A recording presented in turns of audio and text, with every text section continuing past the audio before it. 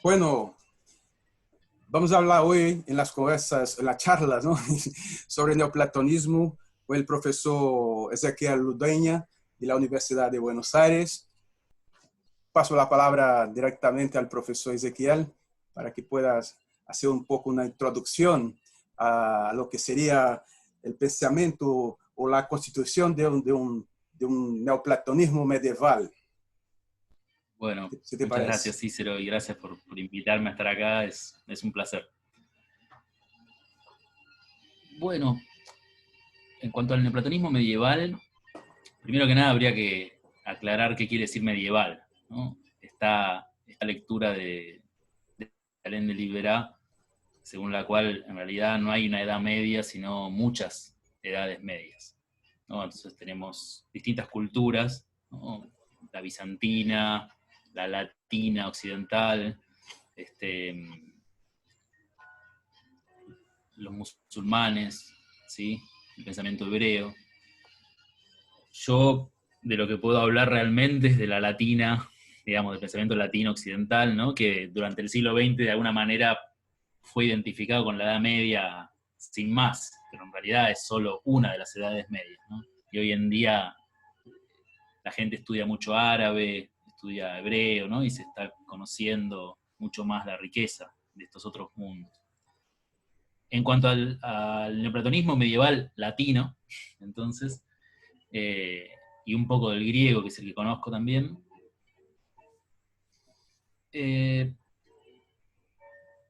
bueno, lo principal es esta recepción que hay, esta afinidad de alguna manera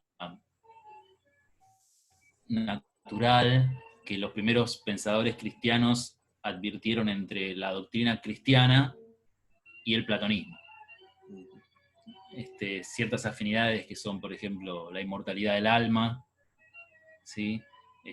Esta idea de un mundo trascendente, ¿sí? O un plano trascendente de las ideas, pero a la vez se puede leer cristianamente de otra manera. Y eso creo que son los dos principales.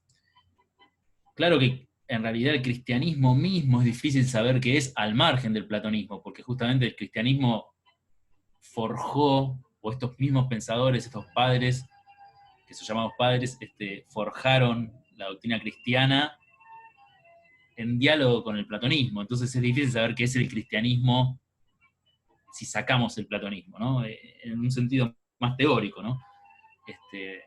Porque parece haber sido antes que nada una religión poco teórica, más bien práctica. Después vino toda la elaboración de la teología, una elaboración más filosófica, si se quiere.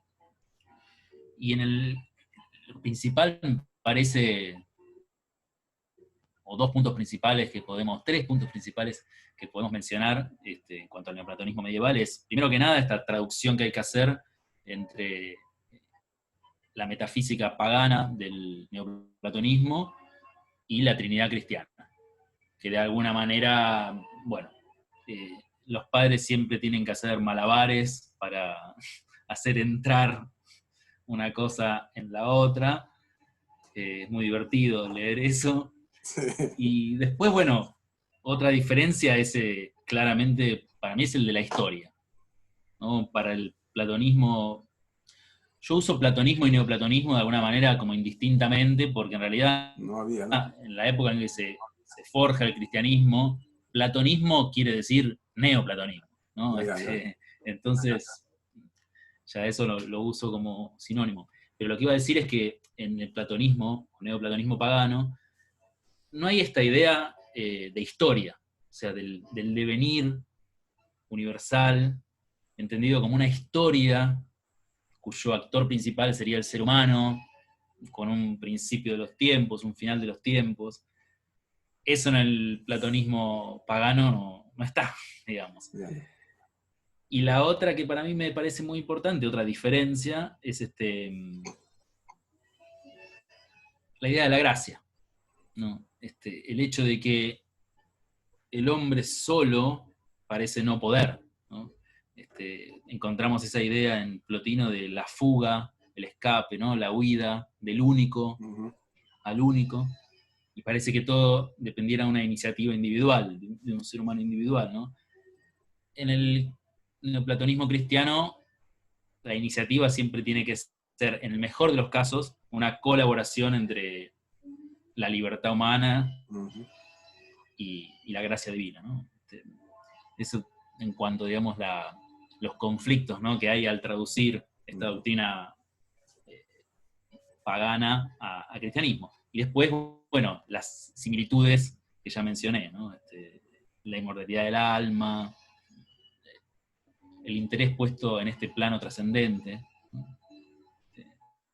Y la espiritualidad, si se quiere, la no materialidad del principio, de entender el principio de todo como, no como algo material.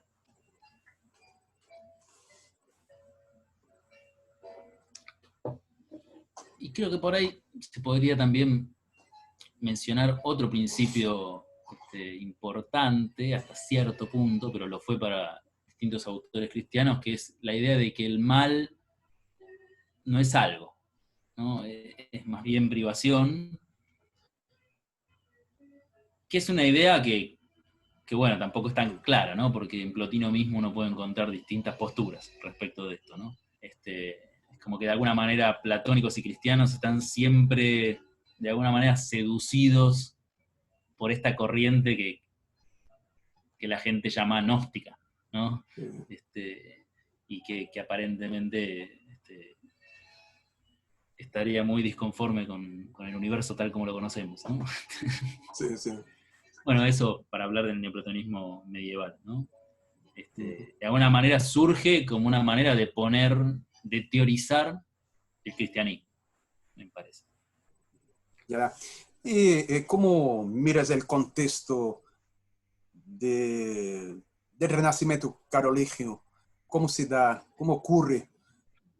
Bueno, el Renacimiento carolingio, primero que nada habría que explicar por qué Renacimiento, ¿no? Esta es una categoría esta controvertida.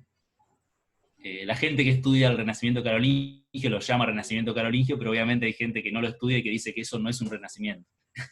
Claro. En Occidente, digamos, la cultura en los últimos siglos del Imperio Romano y después de la caída del Imperio Romano de Occidente, queda de alguna manera devastada, ¿no?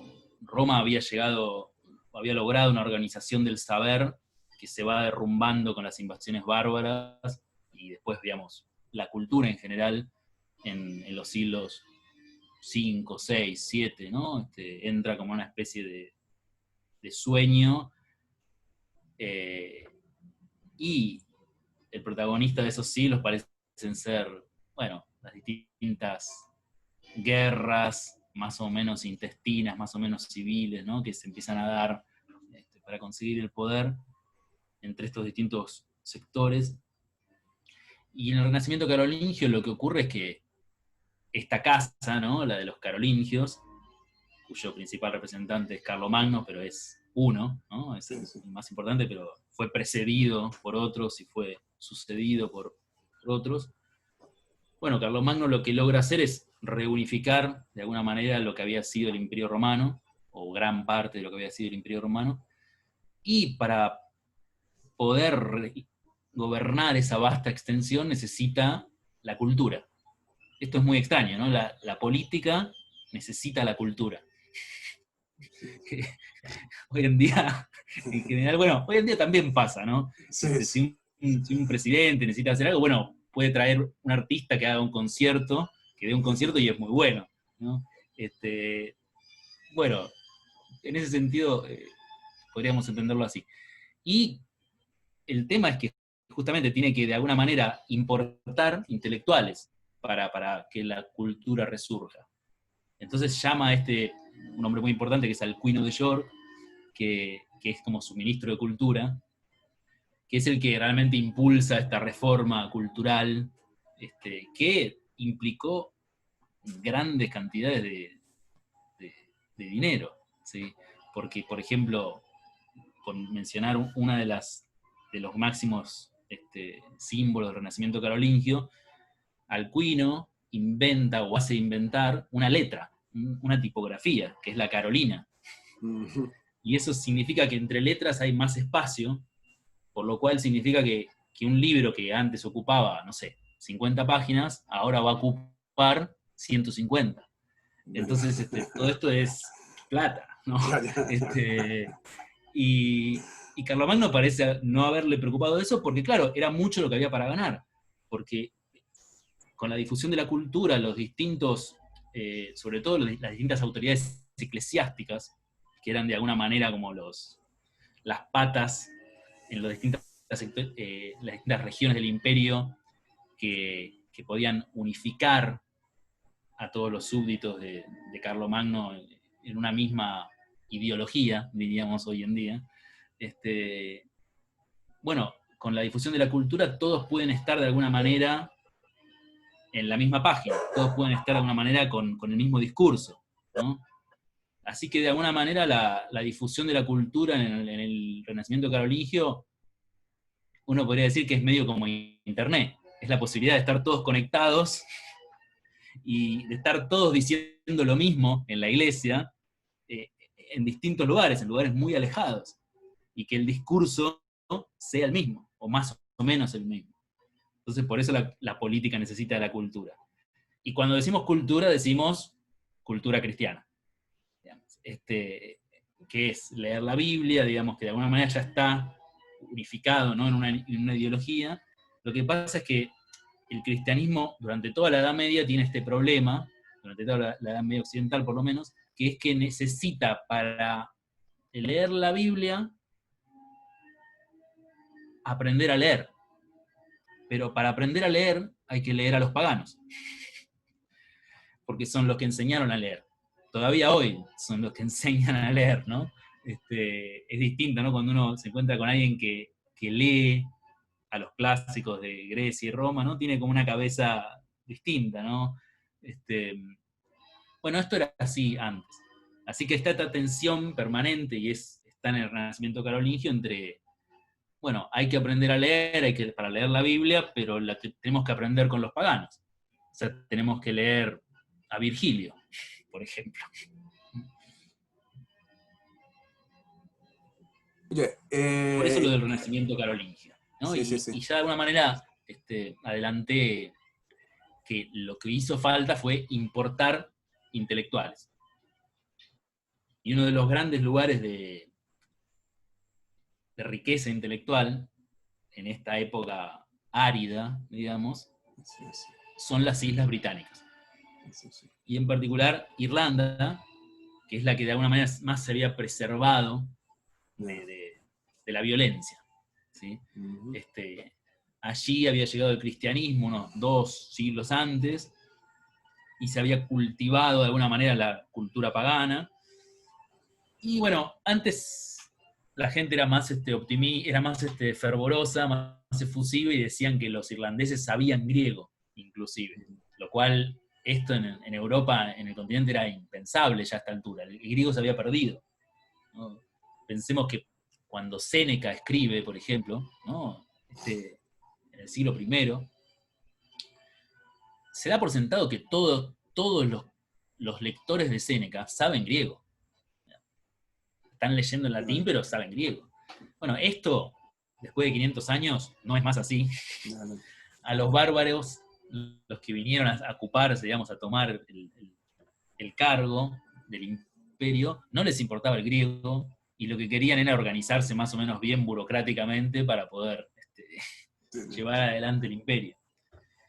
Así que alguien supiera griego en el siglo IX es como increíble, ¿no?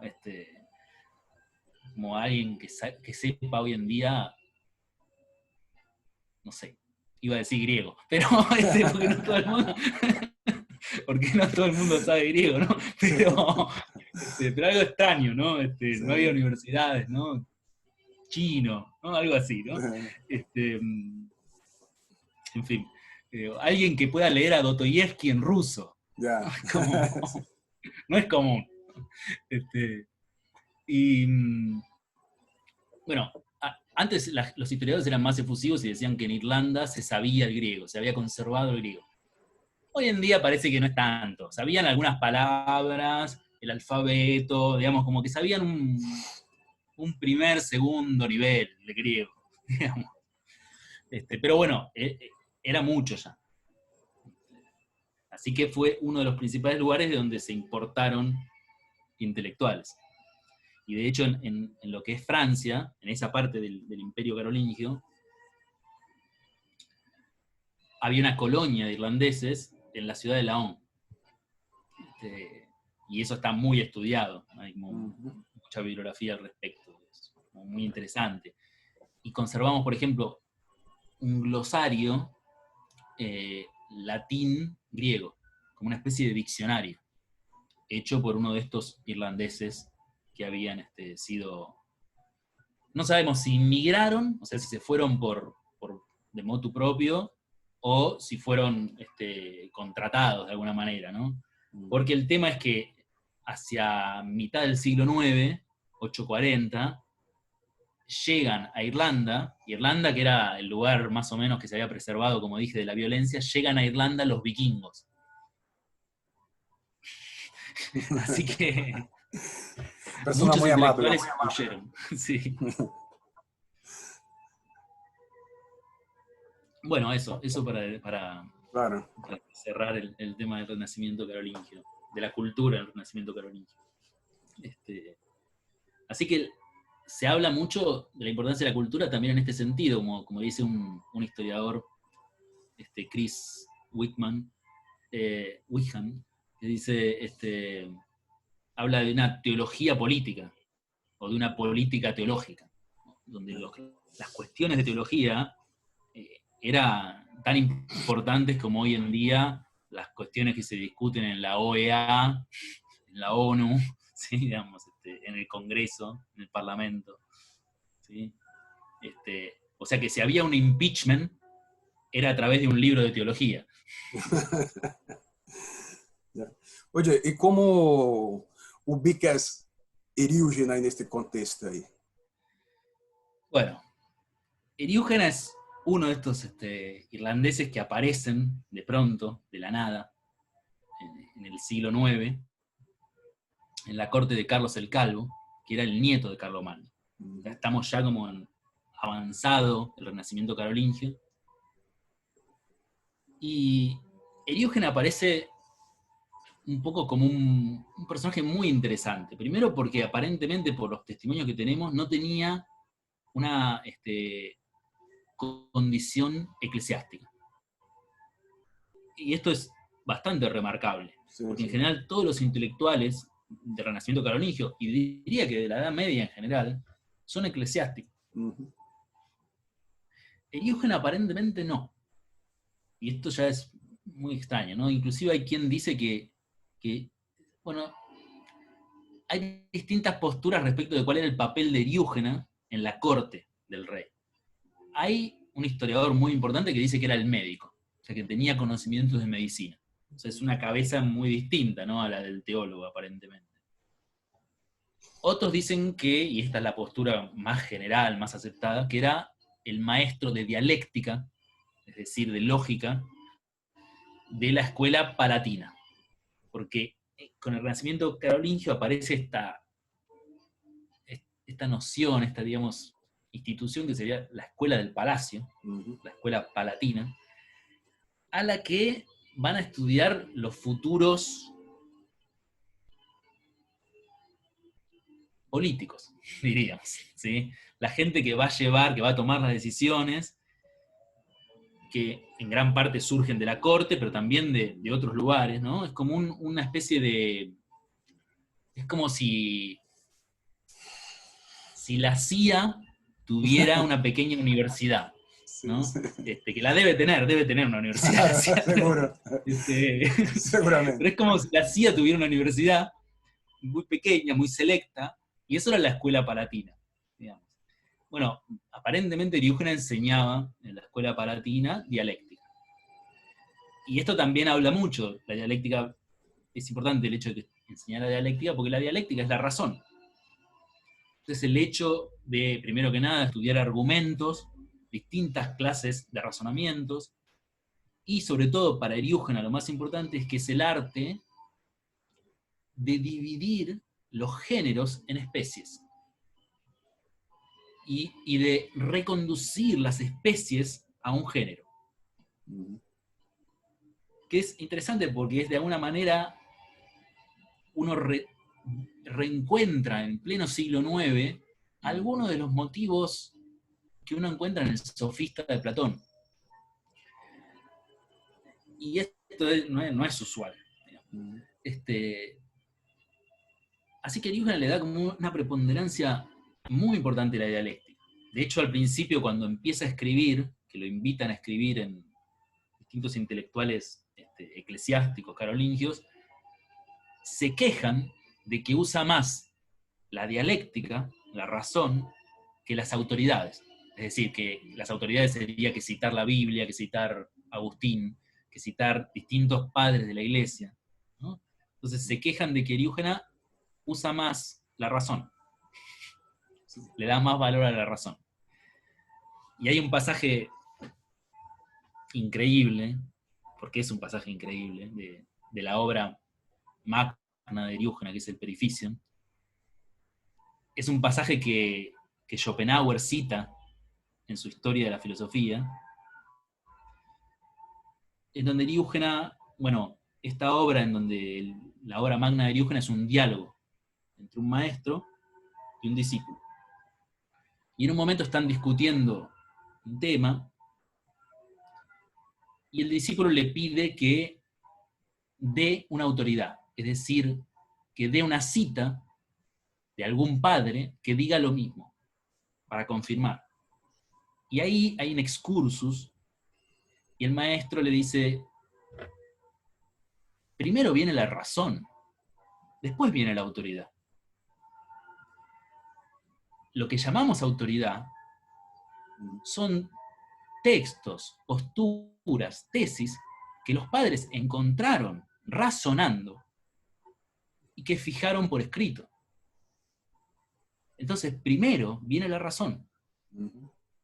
La razón es más importante que la autoridad. La razón es la fuente de la autoridad. Esto que en principio parece muy disruptivo, ¿no? Bueno, Schopenhauer son unas páginas muy hermosas. Si pueden, léanlas, están en Parerga y Paralipómena. Para Eriúgena tienen todo un fundamento metafísico. Dios creó el universo, y cuando creó el universo, lo creó dialécticamente. Es como si dijéramos, el primer dialéctico fue Dios. Entonces, por eso, no es que el ser humano para Eriúgena inventa la lógica. No, Eriúgena dice, el ser humano encuentra la lógica en el mundo, en el universo. El universo está creado según géneros y especies. Eso no lo inventó el hombre. Entonces, cuando el ser humano razona, en realidad lo que hace es conectarse con la obra divina. La razón es la gramática que hace falta para leer el universo. Entonces, cuando el ser humano lee el universo, lo razona, entra en esta especie de comunicación, si se quiere, con Dios, hasta donde se puede, porque para Eriúgena Dios es incognoscible. Entonces, para Eriúgena Dios se manifiesta dialécticamente. Pero ¿qué es Dios antes de manifestarse? Eso no lo podemos saber. Y en esto Eriúgena es, yo creo que el más radical de todos los autores cristianos. No sé qué pensás vos del pseudo de Dionisio, pero Eriúgena llega a decir, ni siquiera Dios sabe qué es Dios. Y dice, Dios no sabe qué es Dios, porque Dios no es un qué. Es un pasaje increíble que a Borges le gustaba mucho, Borges lo cita en distintos lugares, y es perfecto el razonamiento, ¿no? O sea, si Dios fuera incognoscible para nosotros, dice Diógenes, pero Él pudiera conocerse, no sería Dios. Dios es este abismo insondable, pero es un abismo incluso para sí mismo.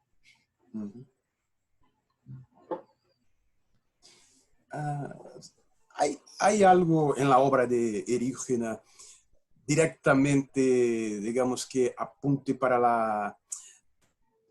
la recepción, digamos, o un diálogo con el Parménides de Platón, en lo que se refiere, por ejemplo, a la primera hipótesis del Parménides. Sí. Bueno. Una crítica, por ejemplo, de Plotino a la idea de Aristóteles de que Dios que piensa a sí mismo, por ejemplo. Hay en Eriúgena en Eriúgena coexisten dos vertientes. Y esto es lo que lo hace realmente también interesante cuando uno lo estudia desde el punto de vista de las fuentes.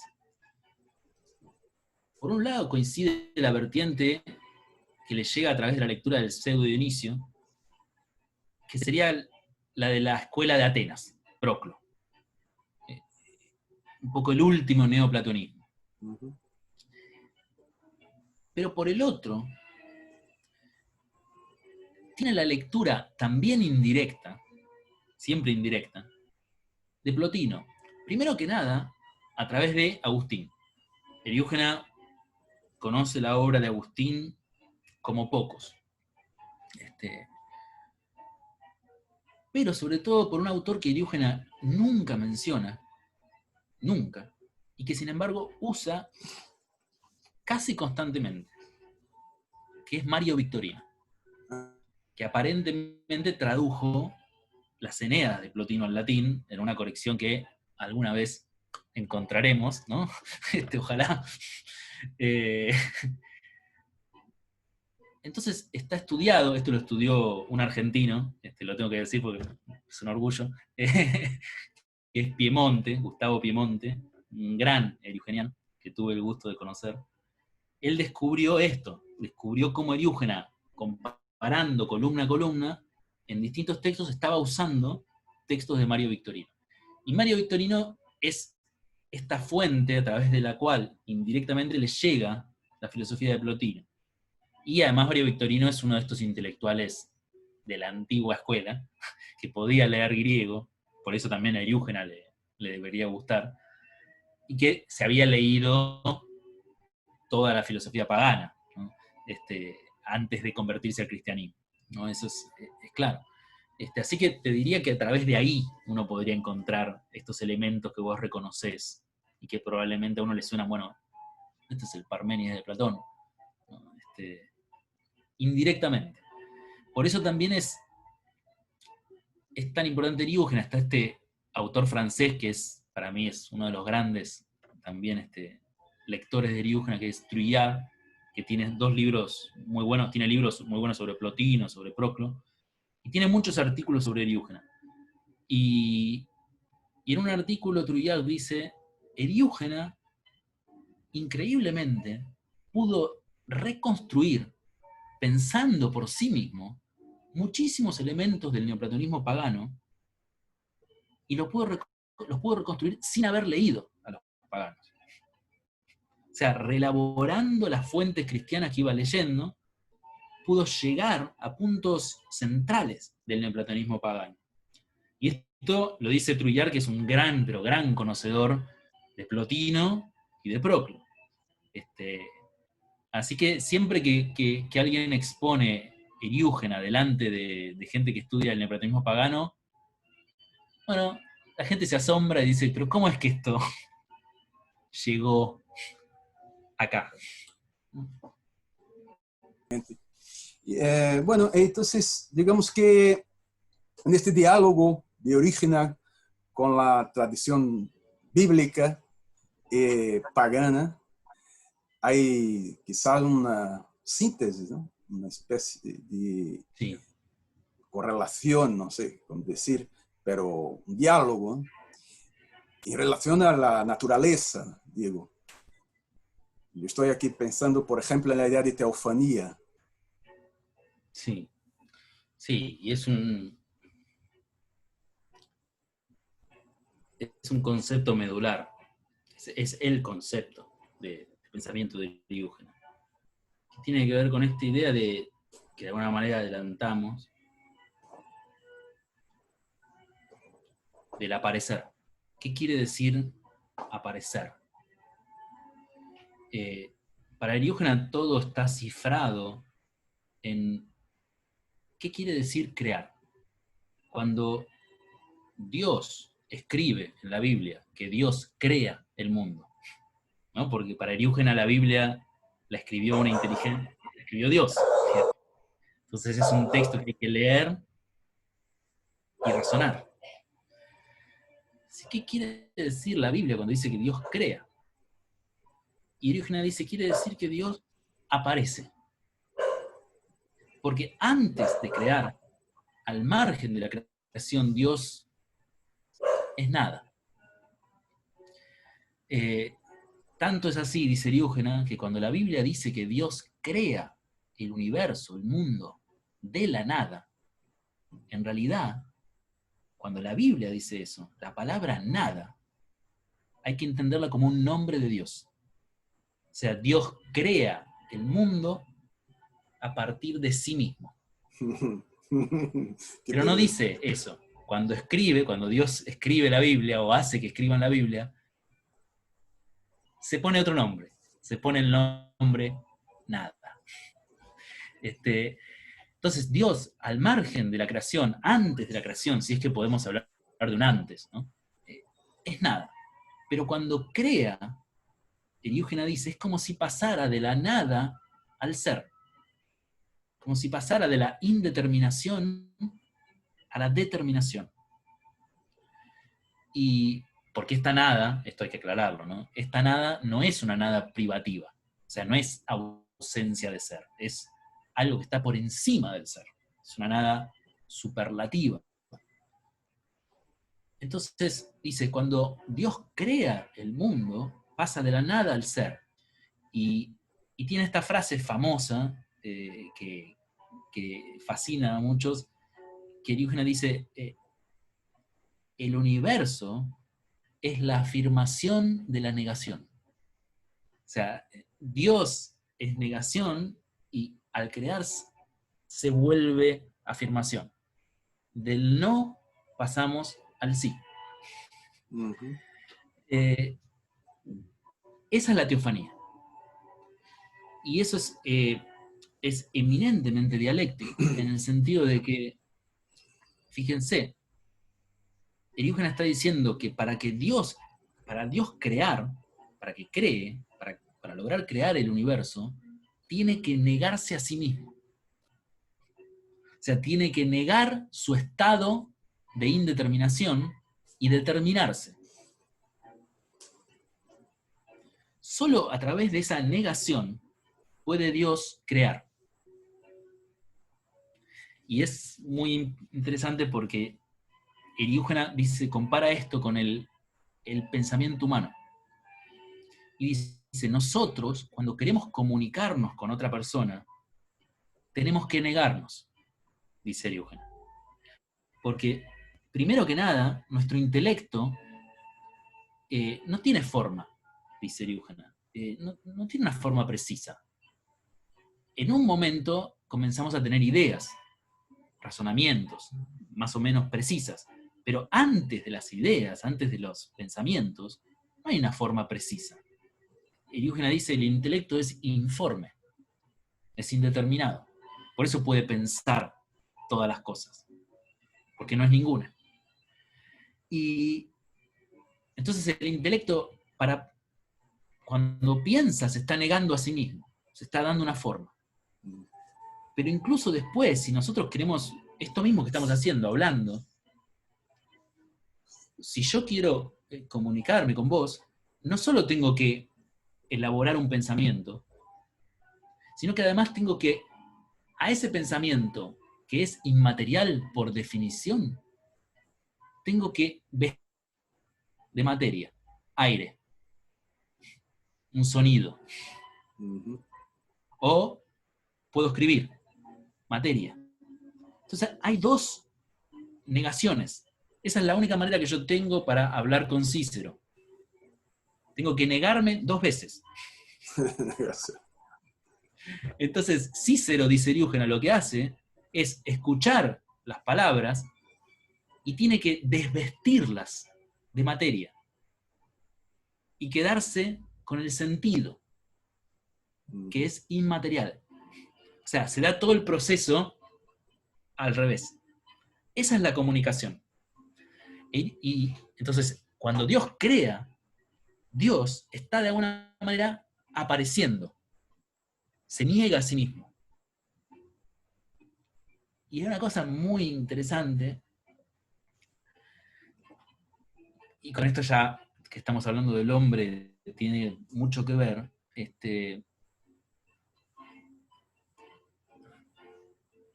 Dios no se conoce a sí mismo, no puede conocerse a sí mismo, pero puede pensarse a sí mismo a través del ser humano. Eriúgena tiene un texto increíble, bueno, uso mucho la palabra increíble, perdón, pero es lo que siento de Eriúgena. Tiene un texto maravilloso en el que dice: cuando buscamos y cuando encontramos, no somos solamente nosotros quienes buscamos y encontramos. Es Dios que se busca y se encuentra. Por esto es por lo que también siempre se lo asimila a Eriúgena, o se habla de Eriúgena como de un panteísta, antecesor un panteísta claramente, y del idealismo también, ¿no? Digamos, esta idea de que hay una subjetividad que está pensándose a sí misma a través del universo. Bueno, eso, no sé, sobre teofanía me parece que se puede decir eso así, como una introducción. Es inevitable mencionar algo que de alguna manera atraviesa toda la antropología cristiana en la Edad Media, por lo menos latina, y creo que bizantina también, que es un texto bíblico famoso, que es el de Génesis 1:26, en donde se dice que Dios creó al hombre a imagen y semejanza suya. Y Eriúgena dice: justamente porque el ser humano es imagen divina, el ser humano, igual que Dios, no sabe qué es.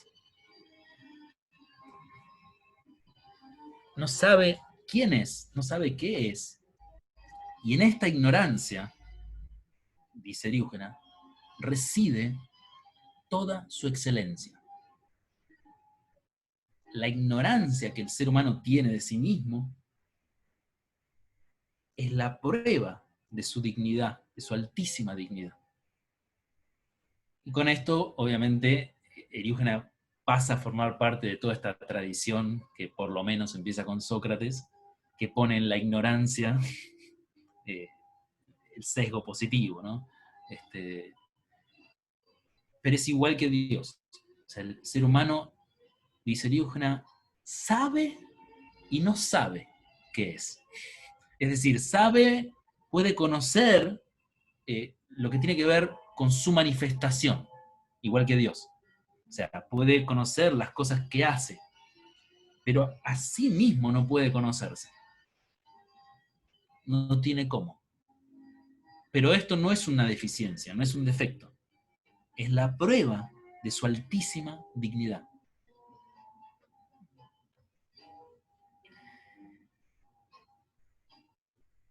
Bueno, interesante, ¿no?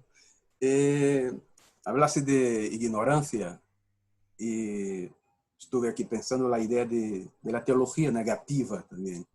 ¿Cómo es que la teología negativa encuentra sitio, digamos así, en la reflexión de Eriúgena? Bueno, este es un un tema también muy interesante, porque también tiene que ver con algo, con esta tradición, la tradición neoplatónica durante la Edad Media, y con una tensión fundamental respecto de la teología cristiana, por lo menos la teología cristiana latina, occidental. Porque, por ejemplo, Agustín dice que el fin último del ser humano es conocer a Dios. O sea, ver a Dios cara a cara, como dice el texto de San Pablo. Y Eriúgenes sigue esta otra vertiente de la vía negativa, y para Eriúgenes, no solo, dice Eriúgenes, no veremos a Dios cara a cara, o sea, no conoceremos a Dios en esta vida, sino que tampoco lo conoceremos en la otra. Es decir, es de un apofatismo radical. Y eso siempre que aparece, ¿no? Este apofatismo es un problema en la Edad Media, porque claro, ¿cómo hacemos para construir un dogma, para construir teología, si decimos que Dios es incognoscible? ¿Cómo se puede hacer? O sea, si decimos que Dios es bueno, ¿qué quiere decir eso? Si decimos que Dios ama, ¿qué significa eso? Entonces, la teología negativa, de alguna manera, pone en riesgo todo el edificio de la teología. Entonces es algo que en la Edad Media aparece siempre hasta cierto punto, digamos, ¿no? Pues Ezequiel, Sí. pero se puede decir que se conoce a Dios por el mundo. No, tampoco. Sí, de hecho él lo dice. Él dice, no podemos conocer a Dios en sí mismo. Lo podemos conocer por su manifestación. Analogía. De la misma manera que en realidad no podemos conocer tampoco a otro ser humano en sí mismo. Podemos saber qué es lo que hace, o sea, cómo se manifiesta, pero no sabemos qué hay detrás de eso. Pero sí, o sea, podemos conocerlo a través de su manifestación, por su manifestación. Por eso Eriúgenes repite siempre una frase, la repite innumerables veces, que es, nosotros podemos saber que Dios es, pero no podemos saber qué es. Es decir, podemos saber que existe, pero no podemos saber qué es. ¿Y por qué podemos saber que existe? Porque este universo es la aparición divina. Y en un momento tiene un texto en uno de los últimos escritos, que es un texto que lo cita Ezra Pound, el poeta, que dice, el texto dice en latín, omnia sunt lumina, todas las cosas son luces. Eriúgenes dice, una piedra es luz, en el sentido de que cuando yo empiezo a reflexionar sobre la piedra y la reconduzco a un género, etcétera, etcétera, etcétera, tengo que llegar a que detrás de esa piedra está este abismo, esta incógnita, que es la divinidad. Entonces el universo mismo revela ese abismo, pero no revela, no nos dice qué hay ahí, qué es eso. Señala, indica, solo eso.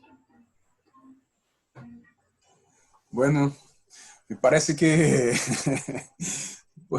podemos cerrar esta nuestra charla aquí con esta reflexión, ¿no? Que es muy, muy profunda y me hizo acordar incluso de un pasaje, o sea, bastante distinto, pero aquí me hizo un poco reflexionar sobre, de Wittgenstein, cuando dijo que el místico es que el mundo sea mundo, no que es el mundo, ¿no? Pero que sea el mundo. Esa es la experiencia Sí, mística del acontecimiento del mundo, digamos. Me parece que hay un poco esta idea, ¿no? De que el hecho de que el mundo sea, este es el gran misterio que quizás ahí constituya, digamos, la experiencia máxima de la ignorancia, pero también del intento de reflexión y de comprensión de lo que está allá, ¿no? De toda comprensión, y que la filosofía, la teología, la estética y la literatura hace mucho que intenta hablar sobre este gran misterio que es la existencia misma de la vida, ¿no? Bueno, yo quiero agradecerle por esta participación. Muchísimas gracias, de hecho. Eso. bueno, gracias, realmente gracias a vos, gracias a todos los que están viendo, oyendo. Es un placer poder compartir esto con ustedes y además esta relación que siempre fomentamos, ¿sí? Entre Brasil y Argentina es un placer. Vale, hasta luego. Bueno, chau. Chao, chao.